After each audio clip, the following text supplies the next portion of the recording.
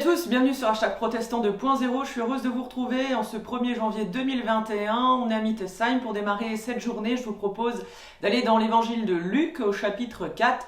Il sera question de c'est quand le bonheur. Alors en ce tout début d'année, je vous souhaite en tout cas qu'elle soit bonne, heureuse, paisible et vraiment chouette. Alors le bonheur, nous dit ce passage de Luc, c'est pour maintenant. Et voici en ces termes. Jésus se rend à Nazareth, où il avait été élevé. Le jour du sabbat, il entre dans la synagogue selon son habitude. Il se lève pour lire les Écritures.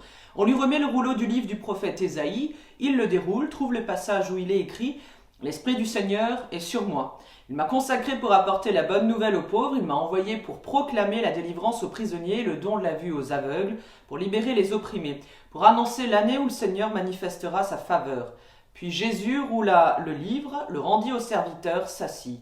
Toutes les personnes présentes dans la synagogue fixaient les yeux sur lui. Alors il se mit à leur dire, ce passage de l'Écriture est réalisé aujourd'hui pour vous qui m'écoutez. Le bonheur, c'est maintenant. Eh bien, c'est aujourd'hui, c'est bien plus qu'un programme.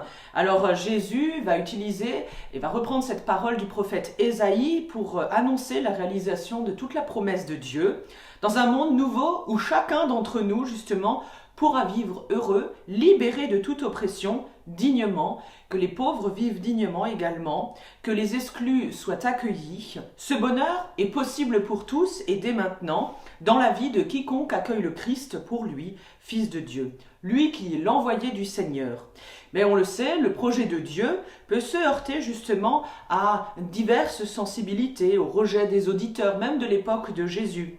Alors celui qui vient sauver tous les peuples, le Fils de Dieu, ce n'est pas tant parce que Jésus est un juif d'origine, l'un des leurs, de ceux qui va enseigner dans la synagogue, mais c'est bien parce que cette bonne nouvelle, elle s'annonce à tous, juifs ou non. Ainsi donc, une bonne nouvelle est à partager et donc espérons que cette bonne nouvelle puisse se partager durant cette année 2021. Et je vous propose la prière du jour de ce 1er janvier.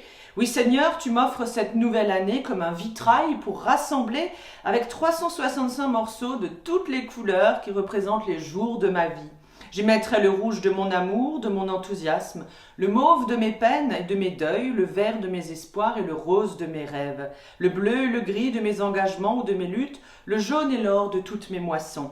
Seigneur, je réserverai le blanc pour les jours ordinaires et le noir où tu me sembleras absent. Je cimenterai tout par la prière de ma foi et par ma confiance sereine en toi. Oui, Seigneur, je te demande simplement d'illuminer de l'intérieur le vitrail de ma vie par la lumière de ta présence et par le feu de ton esprit de vie. Ainsi, par transparence, tous ceux que je vais rencontrer durant cette année y découvriront peut-être le visage de ton Fils bien-aimé, Jésus-Christ notre Seigneur, qu'il en soit ainsi. Amen. Je vous souhaite une super belle journée du 1er de l'an. On se donne rendez-vous demain matin pour la prière du petit-déj et dimanche en vidéo avec une méditation à 11h par une collègue de notre union d'église pour l'épiphanie.